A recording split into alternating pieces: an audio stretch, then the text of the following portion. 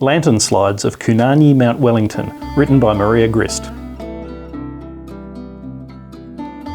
Before postcards became popular, photographs were commonly produced for sale in the form of glass lantern slides, which were often used to illustrate lectures, much as 35mm slides were used a century later.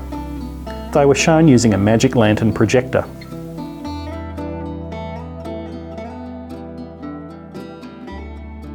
W.H. Cooper owned a business in Royal Arcade, Melbourne, where he sold lantern slides, stereoscopic views, postcards, landscape photographs, stationery and the likes. The firm operated at least from 1880 through until the early 1900s. The roof of the shelter shed at Ferntree Bower shows at the right. This glass lantern slide dates from between 1897 and 1914, as these are the dates between which this particular shed existed. Charles Rudd lived between 1849 and 1901. He was active from 1872 onwards, but most of his subjects were mainland ones. This glass lantern slide shows the track to the springs and is possibly a copy as the quality is poor.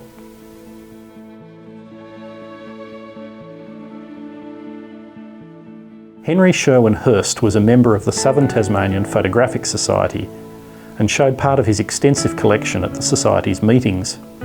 These 4 glass lantern slides are all inscribed "Photo by HSH, colouring by Beatties." They all depict recreational huts on Kunanyi, Mount Wellington. The clematis hut was first built around the 1890s.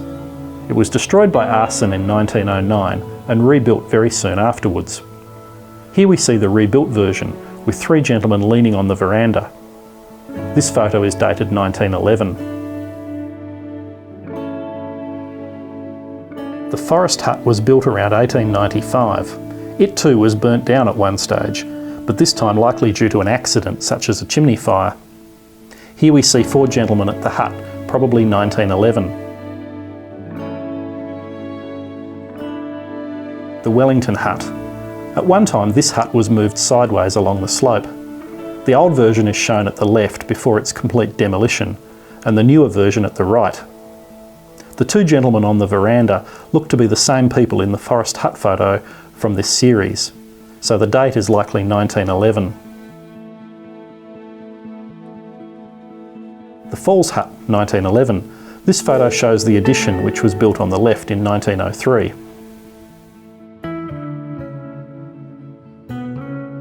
George Craw was probably an amateur photographer. He was from Launceston.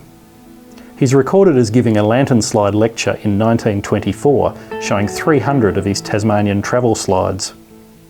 His name is written on this glass lantern slide from the Grist collection, which shows the shelter shed at the Ferntree Bower. This particular shed was built by the council after the 1914 bushfires had destroyed the first shelter shed. Nat Oldham was a keen member of the Southern Tasmanian Photographic Society in the 1920s. This glass lantern slide shows the rocking stone near the pinnacle of Mount Wellington, complete with graffiti showing that nothing's new under the sun. Graffiti was also a very common sight at the pinnacle. This glass lantern slide was produced by York & Son, who are prolific slide manufacturers based in West London. It shows the mountain from the harbour with the Argyle Street pier at the right.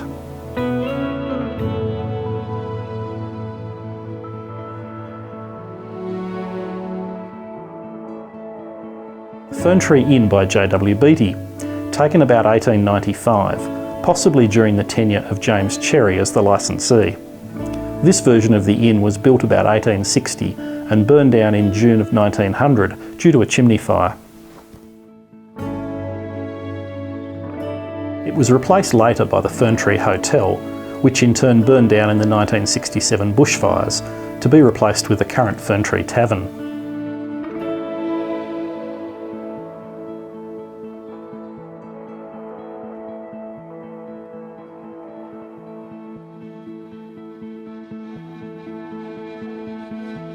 Ferntree Bower by J.W. Beattie, showing picnickers seated beneath rows of tree ferns, which had been set up for the purpose by the Hobart City Council. This area was severely damaged in the 1960s flood. The date of this photo is unknown, but possibly before 1900.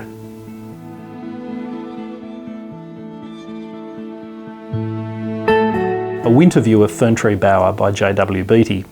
The structure is Cook's monument, which supported a tablet commemorating the setting up of a water collection point for the city at the Bower in 1860. Cook was the mayor at the time. After the 1960s flood, which damaged the Bower, this monument was re-erected in a new spot.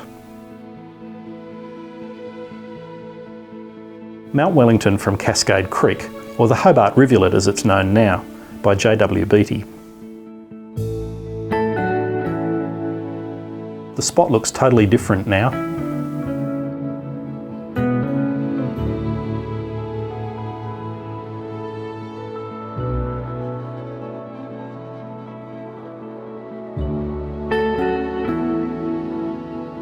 Rumours of a platypus in the Hobart Rivulet appear to be true.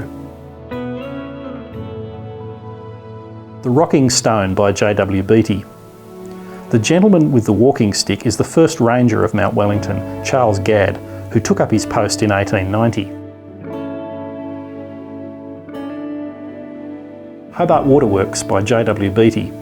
The upper reservoir was opened in 1888.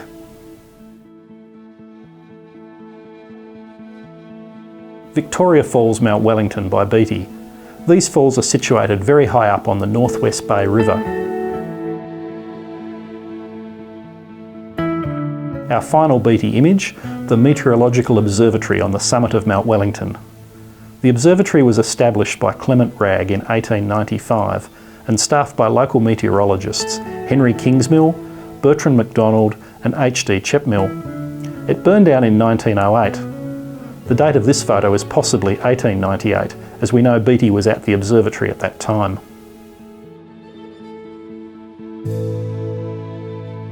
Next we'll be exploring the other photographic material in Maria's collection. She has postcards, photo cards and photographic prints. Catch you in the next one. Cheers!